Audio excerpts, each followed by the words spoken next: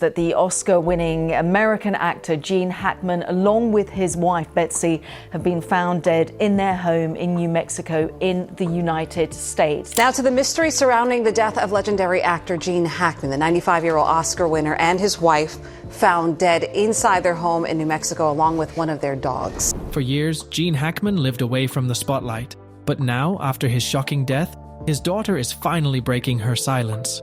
What really happened in his final days? Let's uncover the mystery, starting with how he and his wife were found.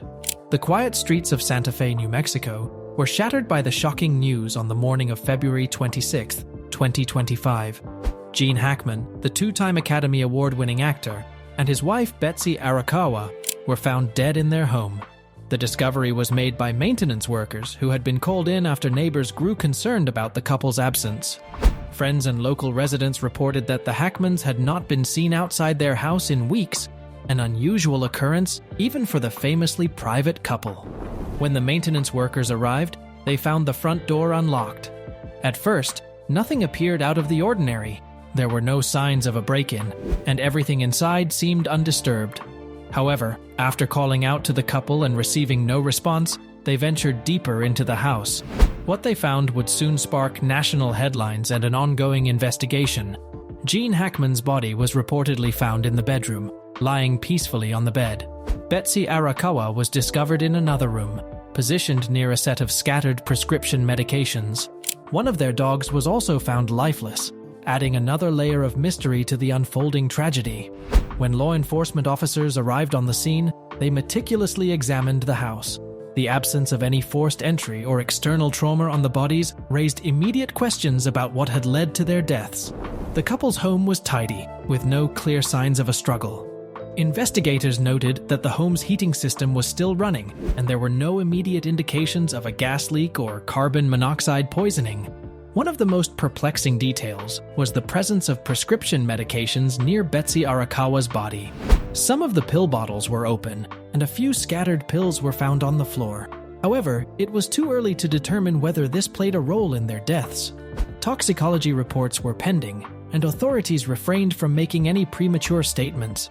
Adding to the eeriness of the scene was the discovery of one of the couple's dogs, which had also died under unknown circumstances. This detail cast further doubt on natural causes, raising suspicions of potential poisoning or an environmental hazard within the home. Later that afternoon, the Santa Fe County Sheriff's Department issued a public statement regarding the tragic discovery. Sheriff Luis Martinez described the deaths as suspicious, citing the unusual circumstances, including the unsecured front door and the scattered medication. At this stage, "We are treating this as an active investigation," he stated, emphasizing that while no immediate signs of foul play were evident, authorities were not ruling anything out. Meanwhile, forensic teams continued their assessment, combing through security footage, phone records, and medical histories to piece together the final days of Gene Hackman and Betsy Arakawa. As news of their death spread, Hollywood and fans worldwide were left in shock, struggling to comprehend how one of cinema's most legendary figures and his devoted wife had met such an enigmatic end. Daughter's perspective. When news of Gene Hackman's passing broke, many assumed that at 95 years old, his death was simply a result of old age. However, his daughter, Leslie Ann Hackman, was quick to challenge that assumption. In a rare public statement, she expressed her shock, insisting that her father had been in good physical condition before his passing. "Dad was always mindful of his health," Leslie revealed in an emotional interview. "He was still doing Pilates and yoga regularly. He was never one to just sit around." She described how, even in his later years, he remained relatively active, often taking long walks around his Santa Fe property and engaging in light exercises to keep himself moving. Gene Hackman had always been a man who defied expectations. Even after stepping away from Hollywood, he maintained a level of discipline in his personal life. Friends recalled how he had been spotted biking around town as recently as the previous year, and locals frequently saw him at a favorite cafe, where he would sit quietly, reading newspapers or enjoying a cup of coffee. There had been no recent reports of any major health scares, and Leslie emphasized that her father had not been hospitalized or showing signs of serious illness. "I can't wrap my head around it," she admitted. "He was old, yes, but he was strong. He wasn't frail. He wasn't in a hospital bed. He wasn't suffering. The idea that his death had come suddenly and without warning left her and the rest of the family grappling for answers. Despite her grief, Leslie also acknowledged a painful truth. She had not spoken to her father in months. Their relationship had been complicated, though not necessarily strained. Rather, it was a distance that had grown out of Gene Hackman's reclusive nature in his later years. He kept to himself more and more as he got older, Leslie said. He wasn't one to keep in constant touch. If you called him, he'd answer, but he wouldn't go out of his way to check in. She admitted that she had last spoken to him sometime before the holidays, but had assumed everything was fine. It wasn't unusual for them to go months without talking. Hackman's withdrawal from the world wasn't just limited to his family. Over the years, he had distanced himself from the public eye, avoiding press, interviews, and even Hollywood events.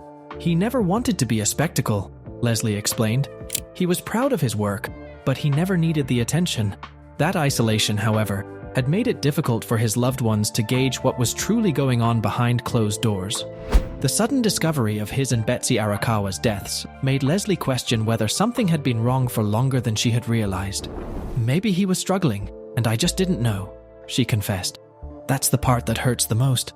With few clear answers, Leslie found herself questioning what could have led to both of their deaths. One of her first thoughts was carbon monoxide poisoning. It was my immediate fear, she said. When you hear about two people dying in their home at the same time, you start thinking it could be something in the air. However, investigators quickly ruled out that possibility. Initial tests for gas leaks and carbon monoxide poisoning came back negative, leaving Leslie and the rest of the family even more bewildered. So, if it wasn't that, she asked, then what was it? She couldn't shake the feeling that something wasn't adding up. The scattered pills found near Betsy, the dog's mysterious death, the unlocked door. None of it fit into the narrative of a simple, natural passing. It just doesn't feel right, she said. I don't know if we'll ever get the full story, but I need to know what really happened. As she struggled to process the loss of her father, Leslie made it clear that she wouldn't stop searching for answers. I owe it to him. I owe it to both of them. Gene Hackman's lifestyle in later years. When Gene Hackman officially retired from acting in 2004, it was a quiet departure. No grand farewell tour, no sentimental Hollywood send-off. He simply walked away. His final film, Welcome to Mooseport, may not have been the epic conclusion that fans had hoped for, but Hackman was never concerned with dramatic exits. He had always been a practical man, and when he felt he had given enough to his craft, he turned his back on it without hesitation. After more than 4 decades in Hollywood, he settled into a reclusive life in Santa Fe, New Mexico, far removed from the lights and cameras that had defined his career. His focus shifted entirely to personal interests, writing novels, painting, and spending time in nature. He rejected the idea of being a public figure, declining interviews, and rarely making public appearances. Unlike many of his contemporaries, who clung to the industry well into their later years, Hackman seemed content to fade into obscurity. Over the years, fans and reporters occasionally caught glimpses of him, sometimes riding his bike through the city, other times stopping by a bookstore or a local cafe. Each sighting would spark excitement, but Hackman never indulged the public's curiosity. He never returned for one last film, never participated in retrospectives of his career, and never attended Hollywood reunions. For most of his post-retirement years, Hackman remained in relatively good health. Even well into his 80s, he was often seen riding his bike through Santa Fe, a testament to his lifelong commitment to staying active. But as he reached his 90s, the signs of aging became harder to ignore. Friends who had known Hackman for years began to notice a shift. He no longer ventured out as often, and when he did, he moved slower, more cautiously. The once daily bike rides became less frequent until, about a year before his death, they stopped altogether. Locals who had occasionally spotted him at his favorite cafe noted that he seemed more withdrawn, more fragile. Those closest to him said that while he was never bedridden or in severe decline, he had become increasingly homebound. Simple tasks that had once been second nature were now more difficult, and Betsy Arakawa, his devoted wife, took on a more protective role. Married since 1991, Betsy Arakawa had been Hackman's rock. The two shared a quiet, deeply personal bond that stood in contrast to the flashy Hollywood relationships Hackman had avoided his entire life. Arakawa, a former classical pianist, was fiercely private, just like her husband, and she was known for shielding him from the outside world as he aged. Their relationship was built on mutual understanding. She respected his need for solitude, and in turn, he valued her unwavering presence. She managed much of his personal life in his later years, ensuring he had everything he needed without forcing him into unwanted social situations. As Hackman's health began to decline, Arakawa became his primary caretaker. She carefully monitored his well-being, making sure he remained comfortable in the home they had built together. For those who knew them, there was no doubt that she was devoted to him until the very end. And that was what made their sudden, unexplained deaths even more heartbreaking. They had spent more than 3 decades together, and in the end, they left the world at the same time, raising even more questions about what really happened in their final moments. Investigation details and emerging theories.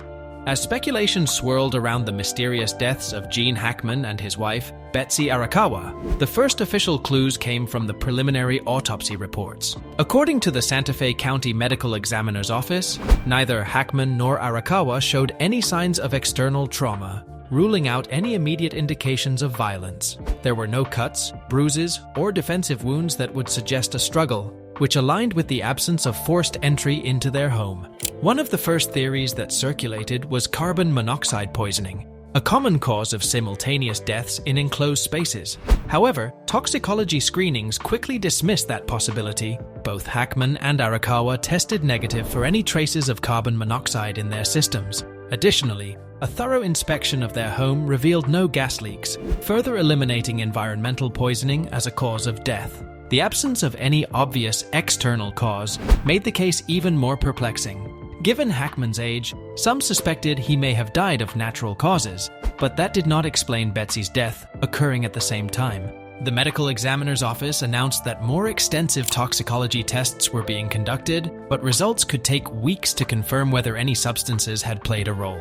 One of the most revealing pieces of forensic evidence came from Hackman's pacemaker. Medical experts often use pacemakers in death investigations because the devices record the last electrical activity of the heart. Data retrieved from Hackman's device indicated that it had last registered a heartbeat on February 17th, more than a week before the couple's bodies were discovered. This suggested that he may have passed away on that day or soon after, placing a clearer timeline on his final moments. However, this revelation only deepened the mystery surrounding Arakawa's death. If Hackman had died on February 17th, did Betsy pass away at the same time? Or did she survive for days afterward? If she did, why had she not contacted anyone for help? This question became even more unsettling when investigators considered that one of their dogs had also died under unknown circumstances. Adding to the intrigue was the fact that no one had reported seeing or hearing from either Hackman or Arakawa in the days leading up to their deaths. Friends and neighbors, who would occasionally check in or wave to Hackman on his rare outings, said they had noticed his absence, but assumed he was simply keeping to himself, as he often did. Now, they wondered if he had been dead for days while Betsy was still alive in the house. With no definitive answers from the autopsies, forensic experts, including Dr. Michael Baden, a well-known pathologist, began analyzing possible scenarios. One leading theory was that Hackman had suffered a sudden cardiac event, possibly a heart attack or stroke, which claimed his life quickly. Given his age, this was a plausible explanation, but it did not account for Arakawa's death. Another possibility was an accidental fall. At 95, even a minor fall could be fatal, and forensic specialists considered whether Hackman might have lost his balance and suffered a head injury, rendering him unable to call for help. However, the autopsy did not indicate any significant head trauma, leaving this theory unconfirmed. As for Arakawa, one hypothesis suggested that she may have overdosed, intentionally or accidentally, on prescription medication after Hackman's death. Given that pills were found scattered near her body, it was possible she had taken something in distress, leading to her own passing. Investigators were still waiting on toxicology results to determine if any drugs had contributed to her death.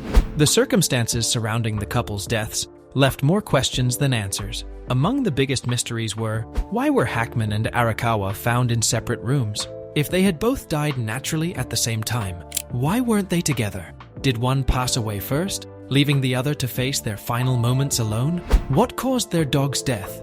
If the couple had died of natural causes, Why did one of their dogs perish as well?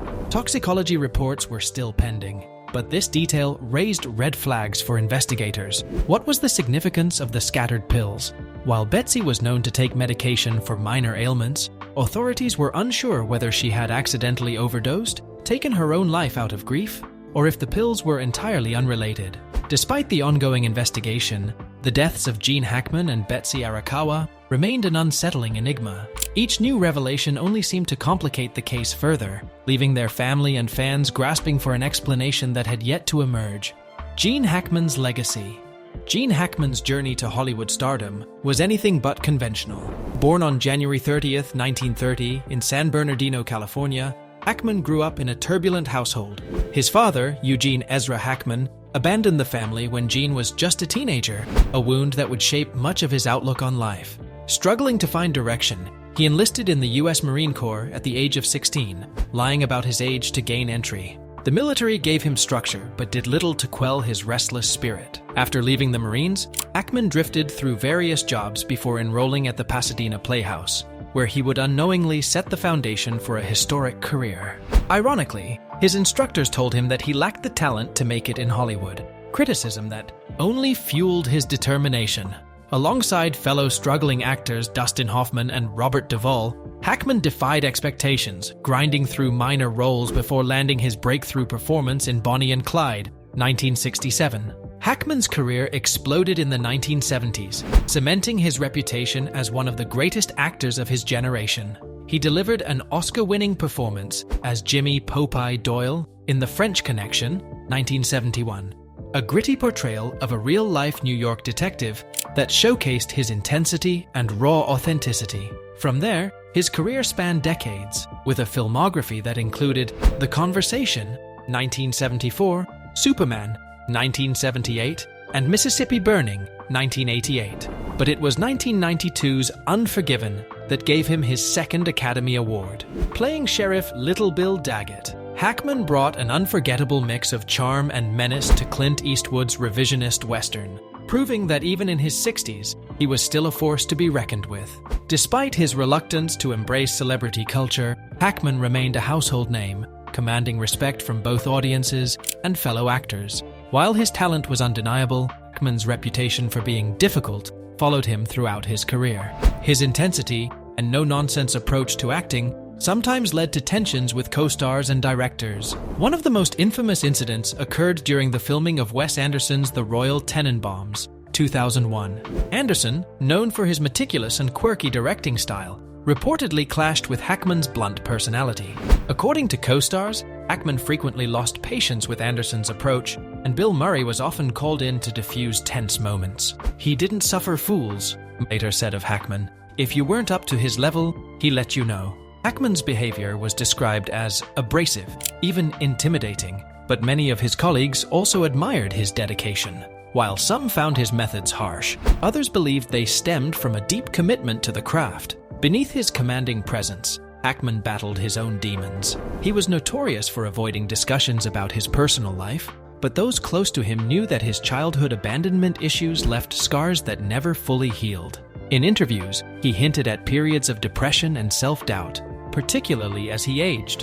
While he never publicly spoke about mental health struggles in depth, some reports suggested that he found it increasingly difficult to reconcile his past success with his advancing years. His discomfort with aging was one of the key reasons he abruptly retired in 2004 after starring in Welcome to Mooseport. Unlike many actors who slowly phase out their careers, Hackman never looked back. He refused to attend Hollywood events, rarely gave interviews, and avoided the spotlight entirely. "It's not that he hated the industry," a close friend once said. "He just didn't see the point in sticking around when he had nothing left to prove." Public and industry reactions to his passing.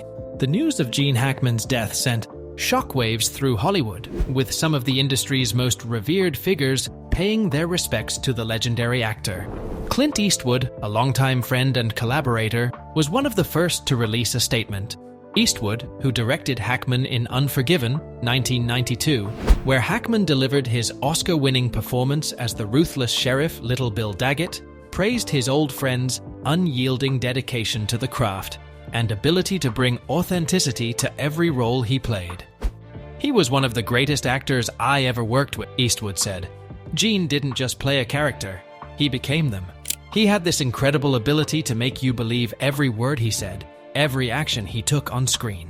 Francis Ford Coppola, who directed Hackman in The Conversation, 1974, called him a rare breed in Hollywood, an actor who could disappear into a role without needing the spotlight. Gene was an enigma, both on and off the screen. He gave us performances that still haunt us, that still challenge us. He was one of the greats, and we won't see another like him. Other tributes poured in from actors who had worked with Hackman over the decades. Robert Duvall, his contemporary and friend, reflected on their early struggles together. "Back when we were nobodies, trying to make it in Hollywood, Gene always had that fire. He never cared about the fame, just the work." Younger actors, including those who had never met him, also shared their admiration. Leonardo DiCaprio posted a tribute on social media, calling Hackman one of the finest actors of all time and crediting his performances as an inspiration. Denzel Washington, another powerhouse performer, acknowledged Hackman's influence on his own approach to acting. "If you wanted to study great screen presence, you studied Gene Hackman." Hackman's passing triggered an outpouring of grief from fans across the world. Social media was flooded with clips from his most iconic performances: his hard-nosed interrogation in The French Connection, his chilling calmness in Unforgiven, his vulnerability in The Conversation. Many shared personal stories of how Hackman's films had impacted them. One fan wrote, "Hackman wasn't just an actor, he was an experience. Every movie he was in felt like a masterclass." Another added, "He could play a hero, a villain, and everything in between. There was never anyone like him." Classic movie theaters across the country held impromptu screenings of his films, with cities like New York, Los Angeles, and Chicago hosting French Connection and Unforgiven marathons in his honor. Film students and critics wrote retrospectives analyzing his body of work, and YouTube and podcast tributes dissected his influence on modern cinema. While many tributes focused on Hackman's unparalleled contributions to film, the circumstances surrounding his and Betsy Arakawa's deaths fueled intense media speculation. Major news outlets covered the evolving investigation extensively, with headlines questioning whether the couple's deaths were the result of natural causes, foul play, or a tragic accident. Tabloids and online forums speculated wildly, with theories ranging from an undetected health issue to something more sinister. Some focused on the scattered pills found near Betsy's body, while others pointed to the unlocked front door and the mysterious death of their dog as red flags. The fact that Hackman had a working pacemaker that recorded his last activity days before his body was found only added to the intrigue. Despite the questions, one thing remained certain: Gene Hackman had left an indelible mark on the world of cinema. His legacy was not just in the roles he played, but in the way he shaped the industry itself, with integrity, passion, and a fierce commitment to storytelling. Impact on family and ongoing investigations. For Gene Hackman's daughter, Leslie Ann Hackman, and her siblings, the news of their father's death was devastating enough, but the uncertainty surrounding his and Betsy Arakawa's final moments made it even harder to process. Leslie, who had already expressed her shock at his sudden passing, struggled to reconcile the image of her father as a strong, active man with the mystery of his unexpected death. "None of this makes sense," she reportedly told close friends. "Dad wasn't frail. He wasn't sick. If something had been wrong, we would have known." The lack of clear answers only deepened their pain. Unlike many celebrity families who are accustomed to public scrutiny, the Hackmans had long lived in relative privacy. The intense media attention and the swirl of conspiracy theories made it difficult for them to grieve in peace. While some speculated that his age was simply catching up with him, others within the family questioned whether something more had happened. Betsy Arakawa's relatives were equally distraught. Betsy had dedicated the last decades of her life to caring for Gene, ensuring he remained comfortable and shielded from the outside world. To have them both die under unexplained circumstances was a shock that no one in their circle saw coming. Though the Hackman family refrained from making any public accusations, sources close to them revealed that they privately struggled with the idea that there might be missing pieces to the story. They wanted to trust the investigators, but found themselves haunted by the lingering questions surrounding the case. As of now, the authorities have yet to close the case, pending final toxicology reports that could offer some insight into what happened to Gene Hackman and Betsy Arakawa in their final moments. The initial autopsy results ruled out external trauma or signs of foul play, but forensic experts were not satisfied with the lack of conclusive cause of death. Investigators remained focused on key elements of the case, including the scattered prescription pills near Betsy Arakawa's body. Did she take something that contributed to her death? And if so, was it intentional, accidental, or unrelated? Hackman's pacemaker data, showing that his last recorded activity was on February 17th. If this was his true time of death, did Betsy survive for days after him? The mysterious death of their dog. Could the dog's passing provide clues to an environmental factor or external cause that might have affected the couple? Forensic pathologists continue to test biological samples for any toxins, undiagnosed medical conditions, or possible interactions between medications. The results could take weeks, if not months, to return, leaving the family in limbo as they waited for clarity. Despite the ongoing investigation, authorities have not ruled the death suspicious, though they acknowledge that several aspects of the case remain unexplained. Even amid the chaos and unanswered questions, the Hackman family has turned its focus to honoring Gene's legacy. Plans for a private memorial service were already underway, with close friends and former co-stars expected to attend. The film industry also prepared to celebrate Hackman's impact, with tributes pouring in from directors, actors, and fans alike. Several film festivals announced special screenings of his greatest works, while online platforms saw a surge in interest in his movies and past interviews. For Leslie and the rest of the Hackman family, however, closure would not come easily. Until the final toxicology reports arrived, they could not fully lay their father to rest, not just in body, but in spirit. They remained determined to uncover the full truth behind what happened in his final days, no matter how long it took. But even as we celebrate their incredible journey, the questions surrounding their tragic passing remain unanswered. What really happened in their final days? Was it simply the natural course of life, or is there more to the story that has yet to be uncovered? What are your thoughts on this mystery? Let us know in the comments below. If you found this video insightful, don't forget to like and subscribe to our channel so you never miss an update on this developing story. And if you want to dive deeper into Hollywood's most shocking and untold stories, click on the video appearing on your screen right now. Thank you for watching, and as always, we'll keep you updated as new details emerge.